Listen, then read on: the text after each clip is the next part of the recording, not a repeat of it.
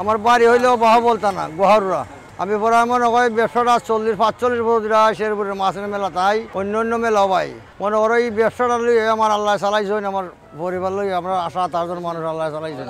এবারে আজকে 40 বছর যে মাছের মেলা আমি গাইলে আনি 300-400 বেশি 400 আনছিলাম, রয়েছে 200 বিক্রি হয়েছে। ওইসে ভালো মোটামুটি খারাপ নেই, সবগুলো বেচে যাই। কিন্তু আমরা গড় বানাইছি, ফাল দিয়ে গড় বানাইছি, মানে ভালো বন টন যে থাকি। কাস্টমার চাহিদা চায় ভালোই, এখন কমছে চাহিদা, বাড়ছে না।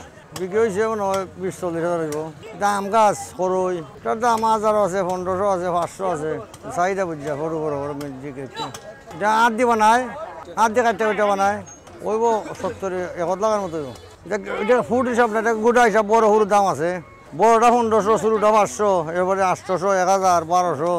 এই জায়গাতে আইসি আমি মনে হয় পরে 40 বছর দিন আই। আগে বিক্রি হইতে বেশি কম। এটা সিরমিট দিয়ে গালি বানাই, সিরমিট দিয়ে গালি বানাই, মানুষের রোগ হয় এর লাগে আর সিরমিট দিয়ে বানাই, সিরমিট বার দেখাই যায়। জায়গা পাইছি ভালোই। এই যে মাছের মেলা থাকছে আজকে প্রায় 8 বছরে, মানে আইয়া ফইলই মানে কেন দেখি গাইল শেয়া আসলে মানে খুবই ভালো লাগে। দেখলাম যে তারা প্রাইজ হইতাছে মোটামুটি, মানে প্রাইজ কমই 100 টাকা দিয়ে বেশি লিছুন, একটা 100 টাকা দিয়ে একটা বেশি লিছুন। আমরা একটা একটু বড় মানে দাম হইছিলাম, তারা হইতাছেন 1500 টাকা। তে আমার মনে হয় 300 হইলে মানে তারা দিবা, কিন্তু আমরা ওখান নিতাম চাইলাম না। আমরা চাইলাম একটু আইটা দেখমু, দেখার পরে আইয়া এরপরে দেখে যদি আমরা বুঝে হয় এরপরে লইয়া যাই ইনশাল্লাহ। মানে আগে তো মানে পাওয়া যাইতো সব সময়, এখন ও মেলা বানিয়ে কিন্তু এটা মানে পাওয়া যায়, আনাইলে এমনি পাওয়া যায় না।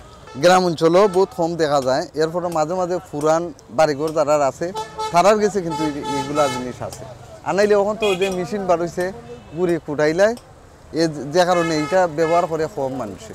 কিন্তু জিনিসটা কিন্তু দেখতে সুন্দর, মানে খাজে মানে কেটা হইব না হইব জানি না, কিন্তু দেখতে কিন্তু সুন্দর। এর লাগে আমরা আইছি এখানেও মানে দেখার লাগে। আপনারা আইয়া ফাইলিছি, যাই হোক ভাগ্যবালা আমি ক্যামেরার সামনে যে আইতে পারছি। মানে কেনার ইচ্ছা আছে, মাছ কেনার ইচ্ছা আছে, আর ভাবছি মানে গাইল একটা কিনবো, সিয়াই একটা কিনবো, আর ধরো পুরুতার লাগে মানে কিছু খেলনার মাল কিনবো আর কি।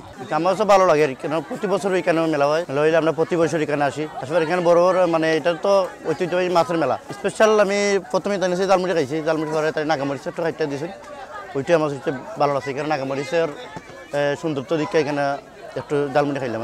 আসসালামু আলাইকুম, আমার নাম মোহাম্মদ নান্দার আলী। আমাদের এই শেরপুর এলাকায় মাছের মেলা প্রতি বছরে হয়। এখানে আমি প্রতি বছরই জালমুড়ি বিক্রি করি। আমি এই এলাকার লোকেল, আমাদের শেরপুর বাজারে বেশি। মাছের মেলা হওয়ার কারণে আমি মাছের মেলা জালমুড়ি বিক্রি করতে আইছি। মানে এখানে প্রচুর লোক থাকে, প্রচুর বিক্রি হয়। প্রায় 12 বছর ধরে ব্যবসা করতাম। এর আগে আমি মনে করলাম আইসক্রিম বেচি, এখন জালমুড়ি বিক্রেতা করতাম। আমার কাস্টমারের চাহিদা প্রচুর কাস্টমার আছে আমার। শেরপুর এলাকা মনে করলে সিজন, একটা ঠান্ডা সিজন আছে না, মেলাবানি সিজন। এই সিজনে মনে করলাম মেলায় যাই, ওয়াজ মাহফিলে যাই। আর সিজন ছাড়া মনে করলে আমরা শেরপুর বাজারে আমি জালমুড়ি বিক্রেতা করি।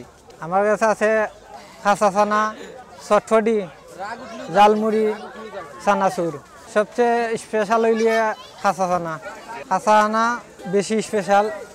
এরপরে জালমুড়ি স্পেশাল হইলে নাগার কারণে অনেকে নাগা খায়। নাগার একটা ফ্লেভার আছে, নাগার ফ্লেভারের কারণে অনেকে জালমুড়ি বেশি পছন্দ করে। জিনা এগুলা সৌন্দর্য লাগে আছি। যখন এটা লাল হইব তখন এটারে আচার অথবা নিজে খাদ্য খাওয়াইলে এই কাস্টমারদের। আমার দৈনিক বিক্রি আছে 10 থেকে 12 হাজার টাকা। লোকাল বাজারও মেলা তো আর বেশি, 3 দিন আমি 40 হাজার টাকা বেচছি। সকাল 10টা থেকে রাত 3টা পর্যন্ত। বানানি তোমার চানা, তেল, পেঁয়াজ, রসুন, আদা, সব ধরনের পাঁচফোড়ন, সিল্কা, আরও বিভিন্ন ধরনের মশলা আছে, এগুলো ব্যবহার করি। যে মাখাই নাগা দিয়া মাখাই, অথবা নাগার আচারও আছে, প্রাণ নাগার আচার, এগুলা দিয়েও মাখাই। মানে কাস্টমারের চাহিদা, যারা নাগা খায় তারা নাগা দিয়ে, যারা নাগার আচার খায় তারা নাগার আচার দিয়ে দিই।